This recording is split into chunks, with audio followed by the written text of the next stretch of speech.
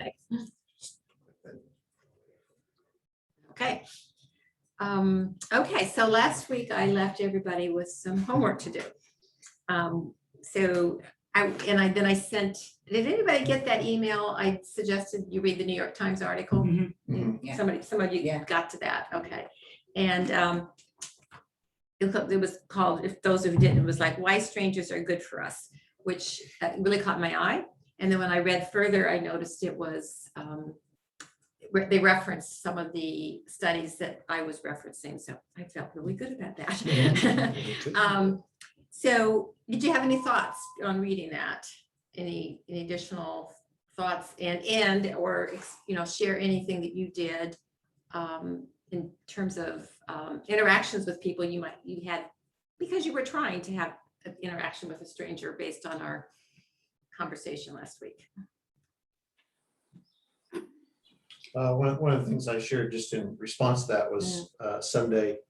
Kendra is really good at this anyway. She it's normal for her to talk to strangers. It's pretty abnormal for me to do it, unless they're at church. But so we went out to get something to eat, and I think Kendra was talking to the waiter, and somehow ended up mentioning that we were from New Mexico. And the waiter said, "Oh, the guy at the next table is from New Mexico." So I turned around and tapped him on the shoulder and said, "I don't mean to bother you, but we heard you're from Mexico. We're from New Mexico too." And we ended up in a pretty lengthy conversation about New Mexico and green chili and food, and so that was very enjoyable. Okay, so it was the feeling really you got out of it meaningful. was like, Yeah, this very is fun. positive. Yeah. This was a fun, turned into a fun time. Okay. Anyone else?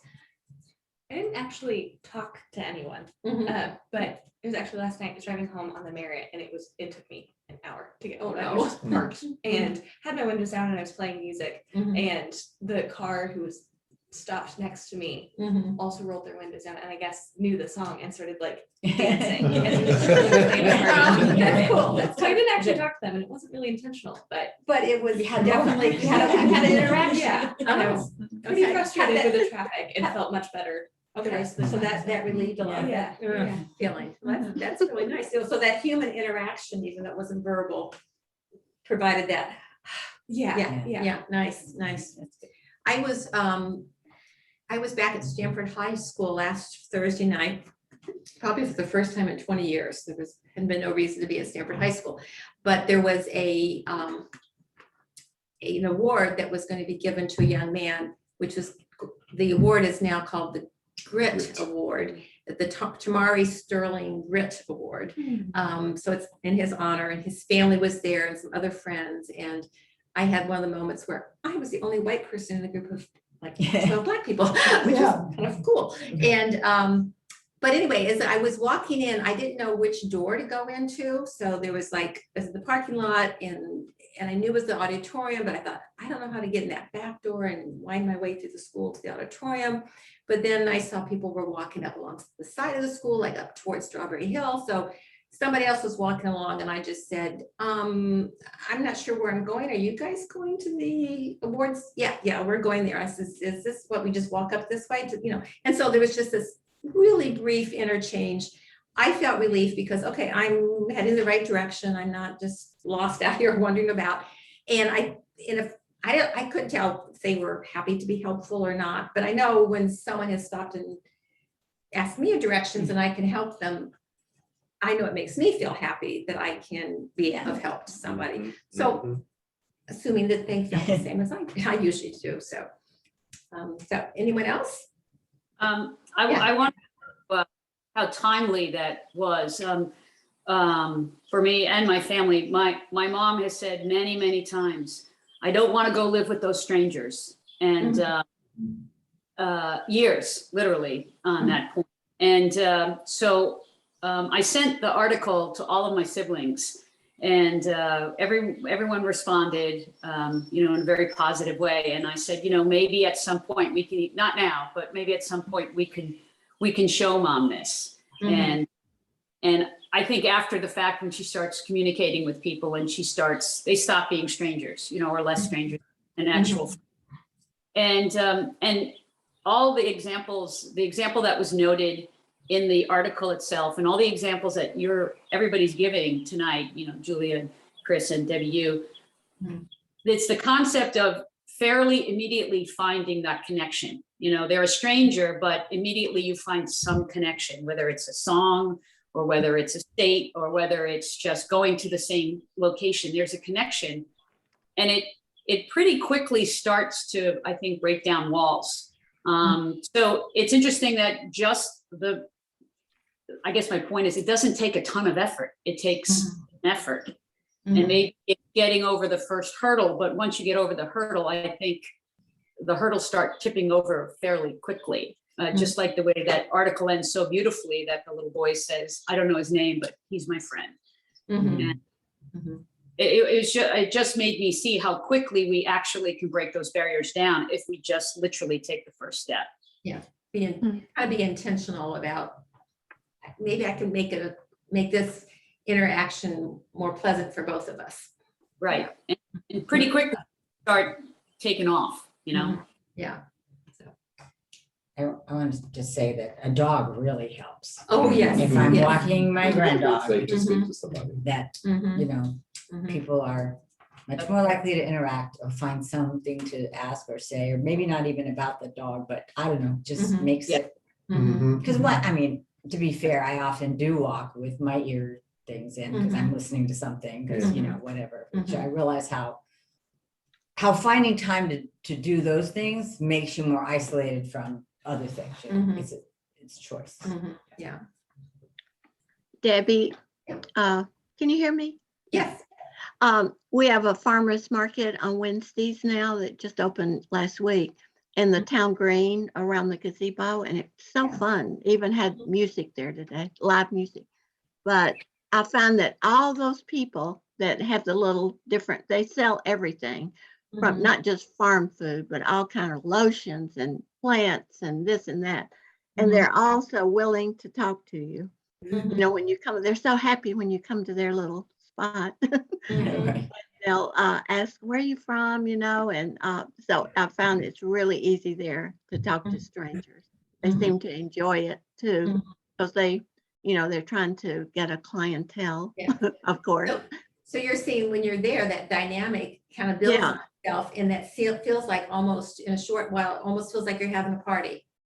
Right. And it was so fun today. Of course, the weather helped a lot. It Absolutely. was so pretty. And I thought I could have stayed up there a long time. It was just so nice walking around.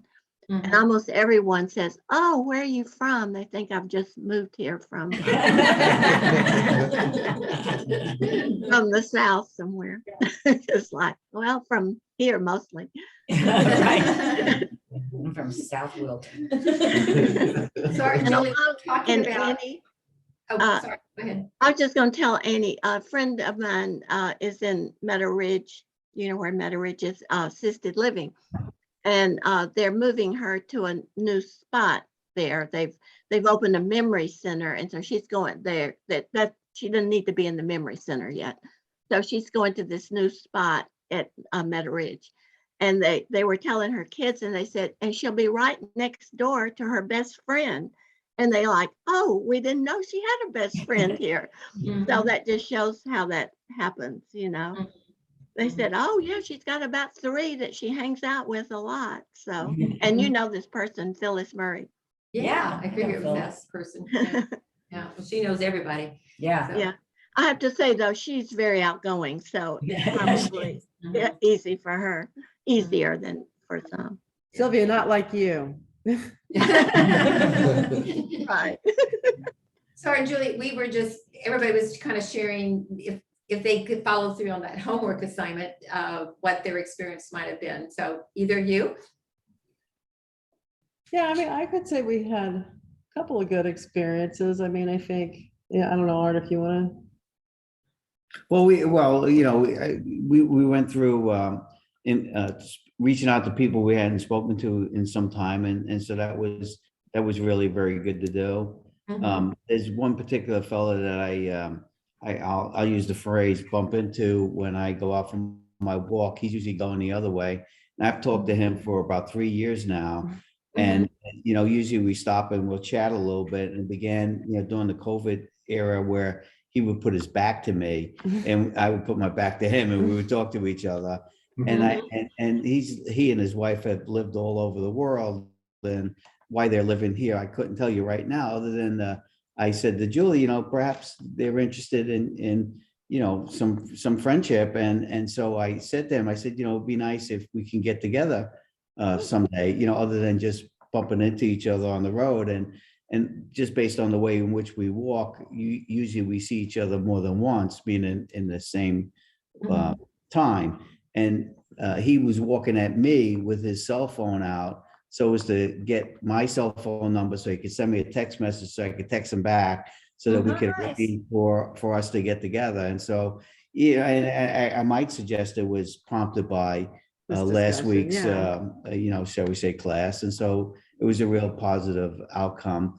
The other thing, you know, and I personally, and Julie, I'll give you a chance too. I personally like to chat up the checkout people at grocery stores, and usually it's Julie and I.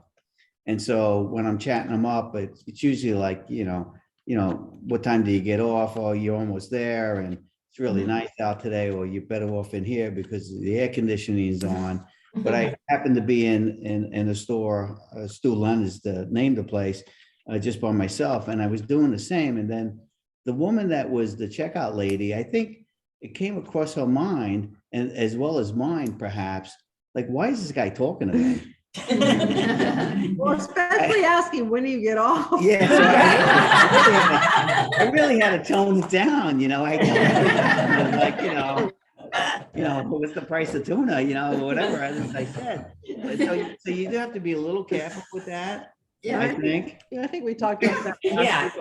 You have to be aware and kind of back off if you see, oh, they might be taking this not the way I intended it. Right. Or he wants to stalk me when I try to walk Yeah. my car at the end of the day. Yeah. Oh. Yeah. But it was a pleasant experience just the same. Good. Well, you keep us informed. Yeah. There's a restraining order. Okay. Now, I know Sandy's talked to some stranger this week. No, no. Yes. We'll move on. So now I want us to kind of go back and reflect on that video that we watched last week about the 80-year-old study of the men who graduated 1939 from Harvard. And then they had that control group of men who were from South Boston, from a poor area with very little education. And they kind of, where they got us to, and that, as they told that storyline, was like, they started looking at people who are now in their 80s and looking back at the interviews they had with them when they were in their 50s. And then from those interviews in their 50s, what they were doing, what was their, you know, what kind of significant relationships they had, what was their life like, trying to get a picture that they went back and looked at those and said, what is there anything that was going on consistently for these men in their 50s that helped us, would be predictive of how life turned out for this group of people? And do you remember what they said? What was the most important part of living a long and healthy and happy life? It was the greatest predictor of was the quality of their relationships. So the best predictor that we seem to have, look, this kind of long-term study is unheard of. This is very rare. Tells us that, which I think is just marvelous. You know, so the relationships we're building now will build health and well-being and more productivity in our lives as we age. Joanne testified to that, I'm sure. Okay. Yeah, and so I kind of ended with a thought, you know, like, what does that say to us about the relationships that we have through church, and helping expand who we are as a church? Do you think there's any connections that we can bring from that study and what we're learning into our church life?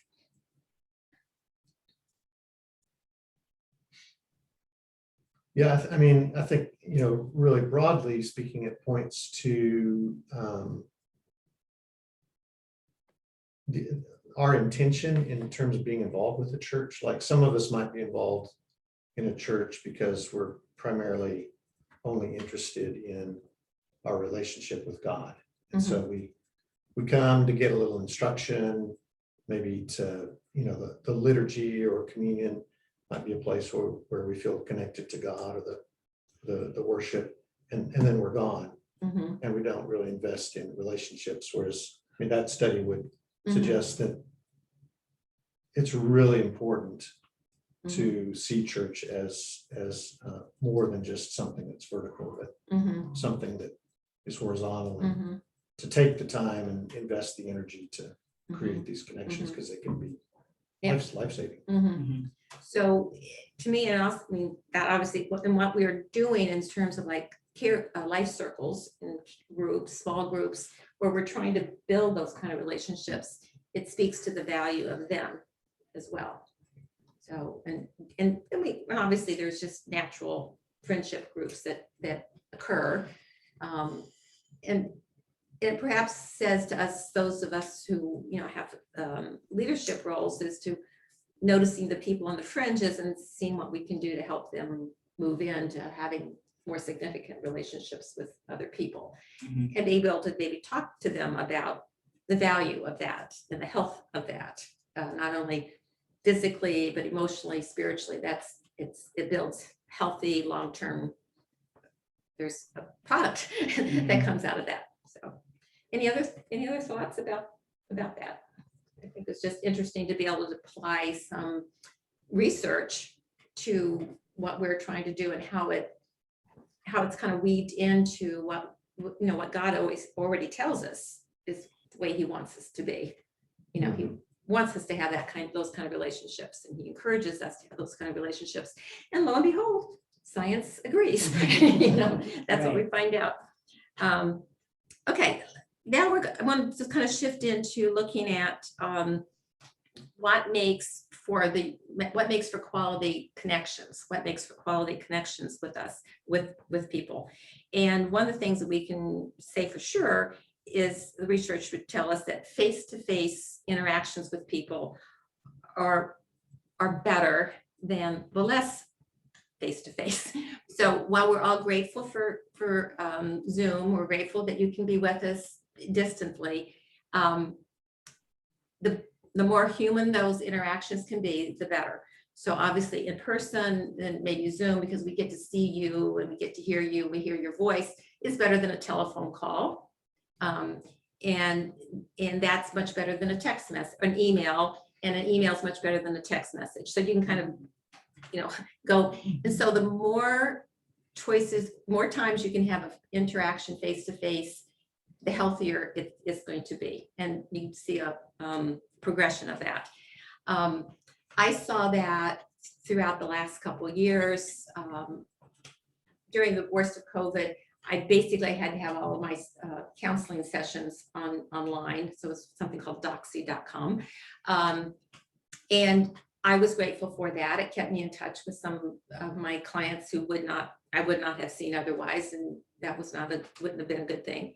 But as soon as the weather allowed, and I offered people the chance to come here and sit outside in the grass, in lawn chairs, like 10, 12 feet apart, because we didn't know exactly how bad this thing traveled. So we sat a good bit apart, and those were very, very, it was much easier to have a good session with somebody face to face. It just was better experience, even though it was outside, and sometimes it was chilly, and sometimes it was too hot, and sometimes it was buggy, but that was a better experience than going back to Zoom. I still have people who only want to come on Zoom now, and we're not really doing as well. I mean, those sessions are not as meaningful, deep, helpful, I think. But it's better they do that than not come at all. So anyway, those are some of my observations on how to try to be more connected and try to make more face-to-face connections as you can. I have a question. How do you determine that these sessions aren't as meaningful or as effective? I mean, do they say that, or is it something that you can just tell, or? It's kind of like the difference between, okay, I'll report on my week. Mhm.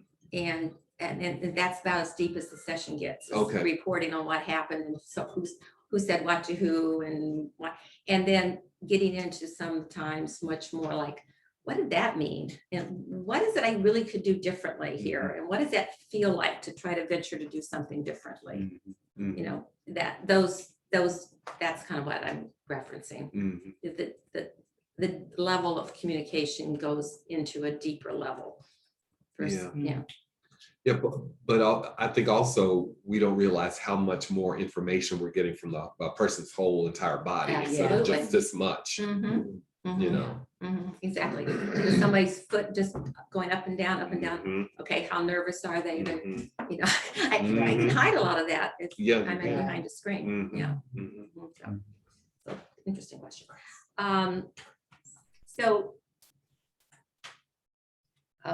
So even whatever, we need to, when we're talking to someone, we want to be as present as possible in that conversation. So obviously putting phones down, if you're really trying to talk to someone, you want to try to rid yourself of distractions. So it's hard, and sometimes, so Sally and I were talking while I was cooking dinner, but we had a nice enough connection, it worked. But I was glad we could actually finish that and then go and sit down. It would have not been nearly as pleasing if all I was doing was cooking and trying to talk at the same time. So having that feeling of that someone's really sitting and talking to you and focused on you is can't beat that.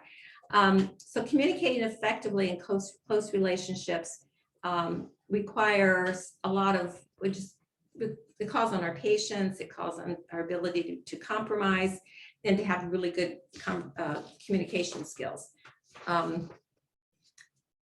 So one of the people I want us to look at, did I skip a page? Here, I got the wrong pages mixed. Okay. We want to employ active listening. Okay, so we're going to go to share screen and okay, and we'll go back there. Okay, so I'm just going to catch you up. Like this is our third session, and guess what? We're not getting to all of this. We're still kind of on social, and so we're skipping physical and we're going actually kind of the mental, and we're just really basically going to look at social, emotional, and the meaning based. So next week it's meaning based, and okay, there's more materials, so maybe I'll get to it some other time in our life, but it won't be right now. So the next person I wanted to, we're not gonna get to Marie, not yet. Go back. No, I don't want beforehand. Okay, so I want to just talk a little bit about active listening.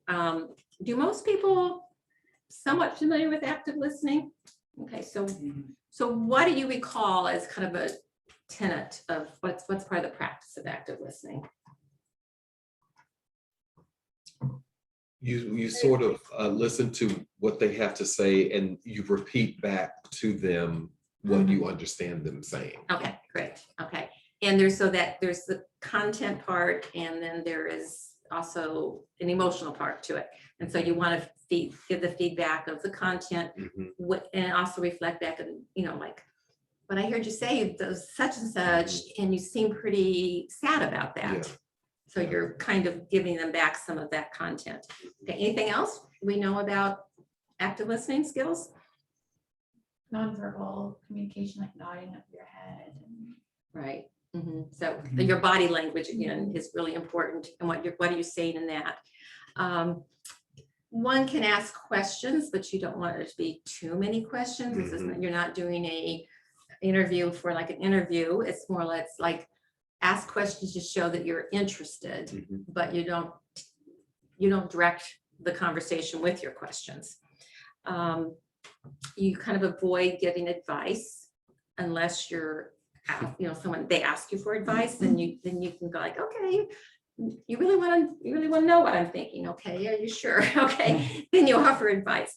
And so I think those are the kind of the basically key elements. I mean, one could do a whole session with people, just practicing that, but those are really key to good communication skills. So when we think about these in terms of scripture and the Bible, what comes to your mind as scriptures that kind of reinforce or underpin some of this idea of really being connected to and using active listening skills and being a good communicator? So what scriptures come to mind? Well, text in James. Yeah, that's the Yeah. first one. Yeah. Okay, so be quick to listen, slow to anger. Mm-hmm, Slow speaking. mm-hmm. I think there's a lot in the Sermon on the Mount that maybe is not like directly about that, but certainly underpins the values of it, so a sense of authenticity, so like the log in your eye, take the log of your eye out before you try to get the speck out, that the do not judge, that kind of really shuts down communication right off. So, and just that whole sense of the value of humility, bringing a sense of humility into a conversation is critical, I think, for that. Okay, so what we're going to do now is we're going to, oops, in the wrong direction, thank you. Okay, who's familiar with Brene Brown? Raise your hand. Everybody's pretty much on screen. Everybody maybe, okay. Sylvia, no? Sylvia, are you familiar with Brene? No, I don't know Brene. Oh, okay. Yeah, so you're supposed to be able to put like an accent mark on the end of her last E. Yeah. It's Renee. But we didn't know how to do that, so we didn't try. Okay, so let me just introduce you to her. And you might want to eventually look her up and watch a YouTube video. I really debated it, but this video is like 20 minutes and I didn't want to Right. use that much time to do it, but I would encourage you to do that. So Brene Brown is a social worker like me. So she has her bachelor's and she had her master's, and then she went on to get her doctorate in social work and became a researcher from that springboard. And she is, then she's gone on to be a speaker and podcast and written author. So she's got a really interesting personality and great presentation. So one of her major things that she has studied and done research on is issues around shame, vulnerability, leadership. So she is, this quote that we have up here, there's no intimacy without vulnerability. That I would say is the quote from her work that kind of captures the essence of her work. So let's talk about that for a moment.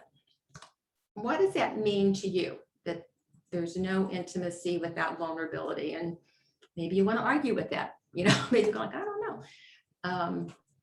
What does that mean to you? I think it means you have to really be willing to tell your foibles Mhm. as well as and share with someone else. Then they will feel free to do the same back with you, and you become more intimate with them. Right, that certainly is one of the dynamics that happens with that. Why do you think it's so hard to be vulnerable? Risky. What? Go. Go ahead. It's risky. Okay, I mean, I could. just yeah, risky. It's just, yeah.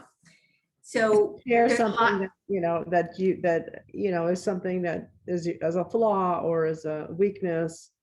Somebody could just jump on it and Mhm. Right. make it worse for Yeah. you. Yeah. I mean, in my experience, it doesn't happen that way often, but it Mhm. can. Mhm.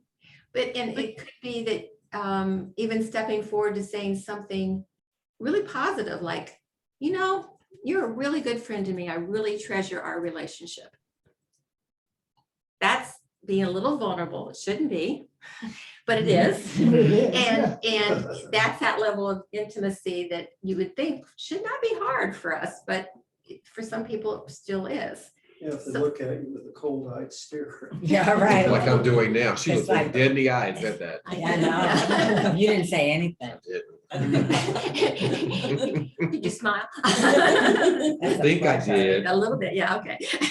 So So, we all project a persona, uh-huh. and vulnerability is usually part of that. Mhm. Right. Yeah. So it's all kind of caught up in the idea of worthiness. And so there's vulnerability, shame, you know, because I'm vulnerable, maybe some of my shame might come out. And the question is, am I good enough? And that enough is always the big thing. Like, am I enough? Am I thin enough? Am I smart enough? Am I desirable enough? You know, all those enough questions are a big part of this, you know. So if this is interesting to you, just go on YouTube and look up Renee Brown and look up her, I think it was 2010. She did her first big TED Talk. It was in 2010. And just look up that one. That's her basic one. Then there's a bunch more, but that you'll get the heart of what she's talking about. It's like 20 minutes. So if you're interested, that's how you would find what I chose not to show you. Okay. Isn't that what God asks us to do, though, is to be vulnerable in faith? You know, when he calls us to a life of faith, he's asking us to enter into something that's going to be messy. It's going to be risky. It's going to be unpredictable. But we also are told, and we experience, if we're in it long enough, that it is rewarding, it's joyful, even though it could possibly be dangerous to live a life of faith. It has for a number of people. Yeah. Yeah, Jesus and the Beatitudes starts with blessed are the poor in spirit. Mhm. In the text we're looking at in Ephesians on Sunday, live a life worthy of the calling. The first thing is be completely humble. Mhm. That's number one. Mhm.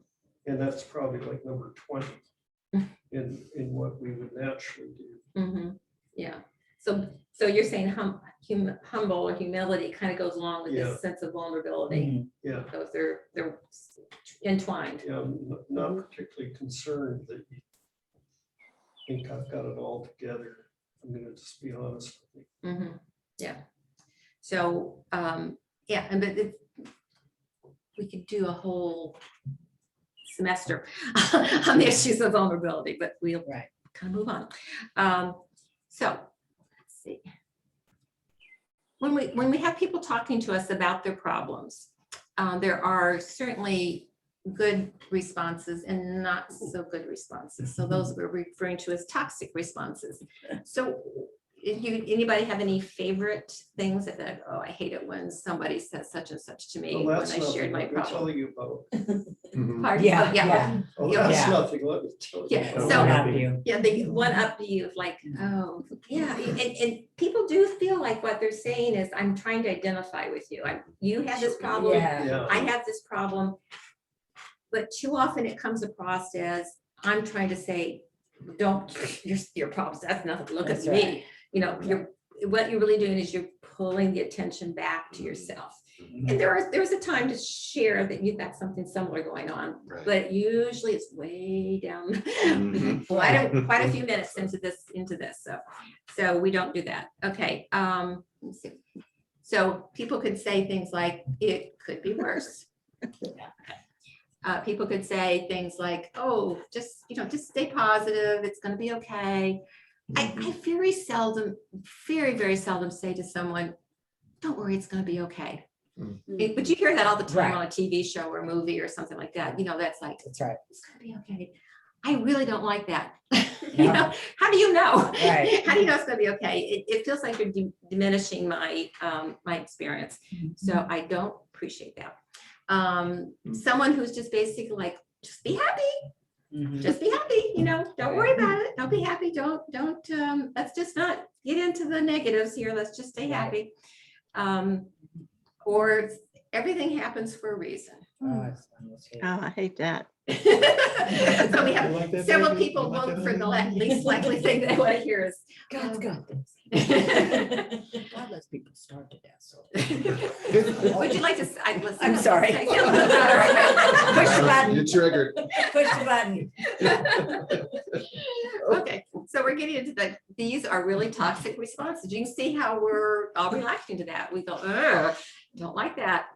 Okay, and I don't know, people say vibes, but the issue like, oh, I don't even want to hear the good stuff. I don't want to hear the good stuff. That is so shallow. Yeah. Right. They don't want to go there with you. Yeah, That's true. Yeah, just leave them by the wayside. yeah, yeah. Sounds So like it's a kind of like, good okay, that was the end of that. Yes. So, so don't get over Good it. vibes over there. Is there anything else? No, yeah, you'll get over it. Oh, Mhm. There you go. Mhm. Okay.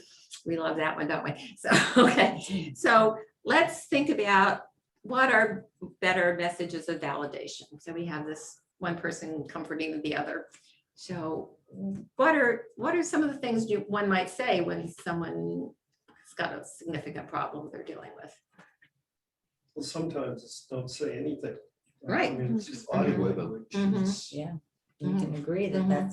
that's a really tough time. It's Mhm. a really difficult time. Mhm. Yeah, Mhm. just agree with. So yeah, just So it's say, a I'm so sorry for Yeah. this Yeah. situation. so that was my first one. This is hard.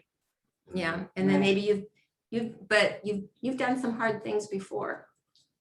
So like, it kind of goes back to, like, if you haven't read yet Scott's, what he said to Kate at her baptism, because, you know, Kate's been through Mhm. some hard times with her diabetes and some anxiety issues that kind of went along with that. Mhm. And so for her, like going to school, new schools, meeting new people, it's hard. Mhm. And she's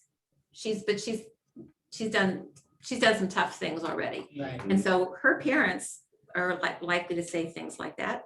This is hard, but you've done hard things before. Mhm. And they can be very specific about relating to that. So as we know each other and we understand each other's lives, we can bring up those things that we know of each other Right. to encourage each other.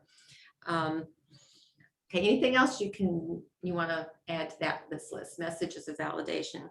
I think that is so important because, I mean, how many times that we've gone through hard times and struggles and we forget that. Mhm. And so if you're in a relationship for long periods of time with people and you can see all of their Mhm. cycles and things, Mhm. you can remind them Mhm. Mhm. of things that they've conquered before, Mhm. because all you're thinking about is what's in front Right. of you. Mhm. And the people that give you that know the nuances of your life and the depth of your life can really bring all of that back Mhm. to Right. you. Yeah.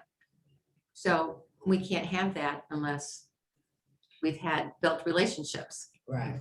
You have such an agenda tonight. I know I do. That's I'm supposed to. Good, yeah. So there's that. So there's just expressing a sense that you can believe. I believe that you can do this. You know, maybe you're facing hard things. So maybe Annie, your mom might not appreciate well, you're just my kids and you're telling me that it's going to be okay. But if one of her best friends was still alive and said to your mom, no, you can do this, you know, I believe in you, that it might even be a positive thing. No, not for your mom. Well, you know your mom best. I'm going to be honest, that might be tough for me. Uh-huh. That would be tough for me. Mhm. There's plenty of you in that room who know that I've been through stuff and you've helped me. Mhm. One of the things I try to say to folks is, that sounds really difficult. How can I help you? Mhm. Because at the end of the day, in my opinion, what people need, at least at first blush, unless you know more, is they need to be validated. They need to make it feel like what they're saying is okay to say. Mhm. And your job is there to be to assist them. Mhm. And to me, when I hear that, when my sister says that to me, or if I have to look in a mirror and say that to myself, Mhm. that's going to neutralize, for me, that's going to neutralize things more quickly than I believe you can do this. Mhm. It's not that I don't believe someone is coming in with really good intent, but personally, it doesn't bring that sense of validation to the forefront strongly enough for me. Mhm. And perhaps over time that might be something, but part of the problem is you don't believe. So, the problem is such that that's what you're finding a challenge with at that moment. The problem is at a place where you're having that difficult time. Mhm. So it's not what I would say to my mom. And I don't think I would, my first knee jerk would be to say, that sounds really terrible. It sounds really stinky. That sounds very difficult. How can I help? Yeah, so And- that's yeah, so that might be the first response for sure. I If- like, For me. Mhm. I will be with you through this. Right, Yeah. that is So on you my won't be list. alone. Yeah, yeah, you're not alone in this. I'll Right. stand with you. Have Mhm. thank you, I'll be here. Right. Right. Okay. So one of the things that we could add, yes, I could do that, right? You can express your feelings with me. It's, I can handle it, Mhm. you know? Yeah. So many times people are like, you don't want to hear this, it's just too much. Yeah. Why should I burden you with my problems? So, and even as a therapist, people will say something like that. And I'm Mhm. like, you're that's what I do. That's what I do. It's okay. You can tell me. You can even, say things you don't really think you should say. It's okay. And then I was like, you're not alone in this, which is, that is something, especially when people know that they're gonna have to make a decision, it's gonna be a tough one. I've talked to people who were like, they were making a decision that are they gonna go through cancer treatment or they're gonna opt not to have that. And no, you don't worry, if this is what you choose, I can stand beside you either way. Whatever you choose. Yeah. So this is, I was trying to nuance this so it's a little bit better than, God's got this, don't worry about, God's always with you, but just really be able to say, well, God really sees you in this situation, and he will give you strength. Now, I don't think that's the first thing you say to somebody, Mhm. but as you're kind of wrapping up some time together, that might be a good concluding statement, but not necessarily something that comes at the beginning. So anything else anyone wants, any favorite messages of validation? Well, I was just gonna say that my best friend Amy, she was, some of you might remember meeting her. She was the maid of honor at my wedding, and her husband Ty has been basically on life support for the better part of 40 days. And it's been really difficult for me to not feel like I can help her. And I keep thinking, like, what can I say? I've texted her every day, and I try to rack my brain about, like, what kind of message can I say? How can I be encouragement to her? And Clark reminded me, and he said, Sally, it's not about what you say. It's just sitting with her in her pain. He's like, there's nothing you're going to say that's going to, like, blow her socks off, but just to know that constant, Sally's going to check in with me today. And a lot of this has been ringing so true for her because she's part of a huge faith community, and everybody says the things like, God's got this, we just need to pray, the miracle is going to happen, the healing and all of those things. And she's like, she feels bad because she says there might not be a miracle. And that makes me feel bad that I didn't feel like I had a strong enough faith. Right.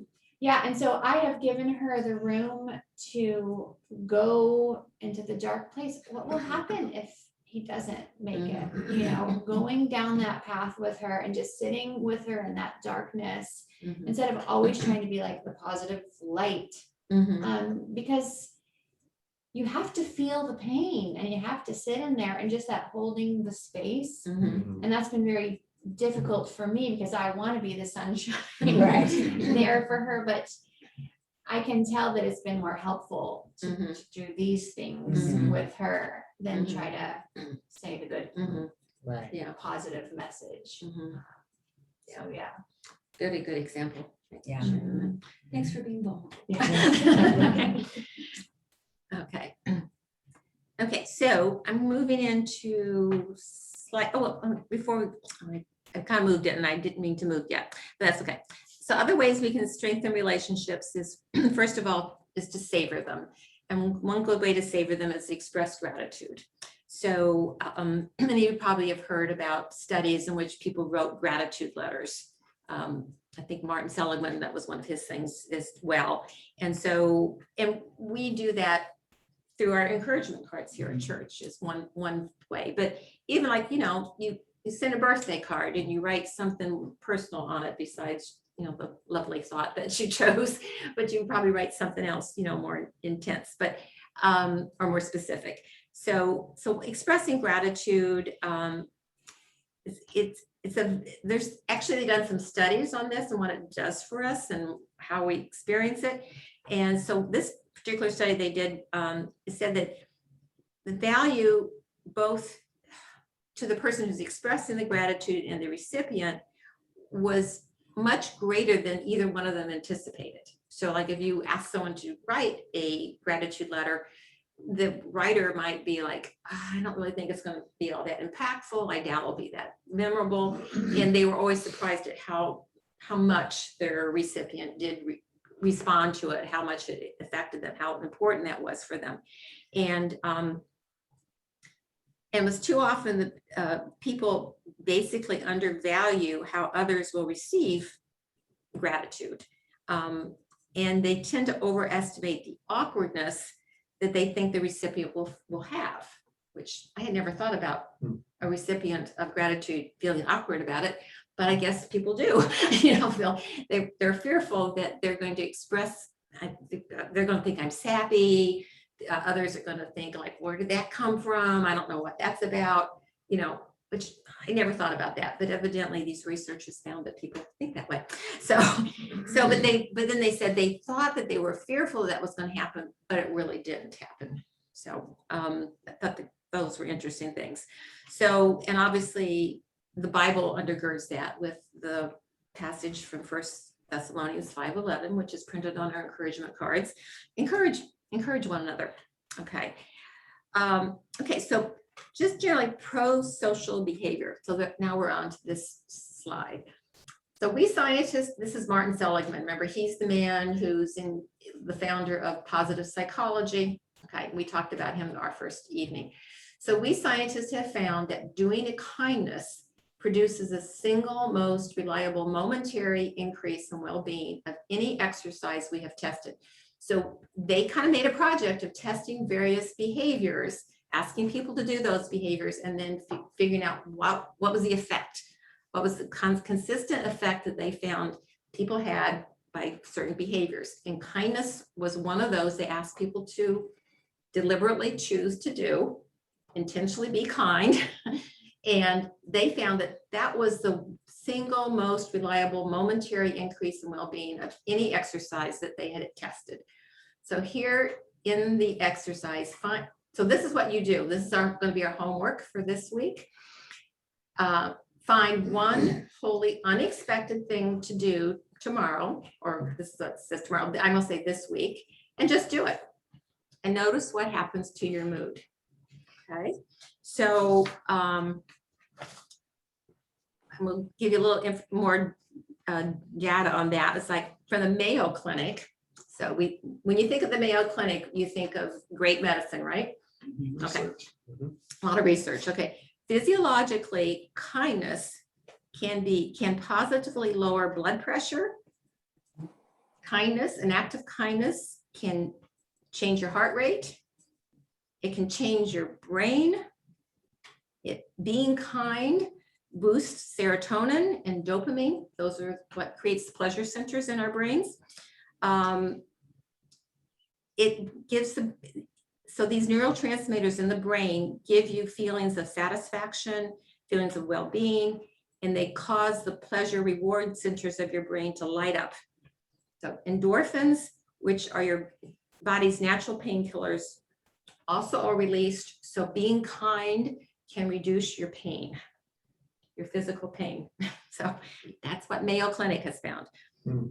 And it's contagious. Yeah, it's contagious.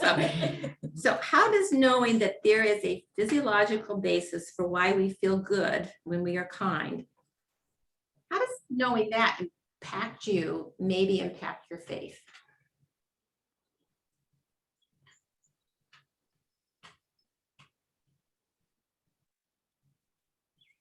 Is it surprising to you that being kind could have all these positive effects on you? I think a lot of times, particularly people who may have been raised with this concept of like original sin and like total depravity. And there's this idea that, all of these laws or rules that God gave us are contrary to our nature. And we have to fight against how we were created to do all these things. But I think things like these, or things like this signal to me that, no, we are created to be kind. Our best self is being kind, not because we have to like overcome this horrible nature, but because that was how we were created. That was God's intention for us. And so, following God and being a Christian isn't just, good in that we're undoing all the bad that we naturally are, but that was always the plan. That was always what we were supposed to do. Yeah. So all this is fitting together so that, like we were saying, following God's plan for us by being kind and caring for each other is good for us. It's good for our health. It's good for our well-being, and it's good for the world's health and well-being. It's not just us, but it's out there for everybody. Anyone else have thoughts? And we won't go over too much longer. Well, Go ahead, Pastor. I'd like to do something unexpected and be kind to you. You may go That makes me first. very uncomfortable. But I'm so kindness grateful. is one of the fruits of the spirit, right? Yeah.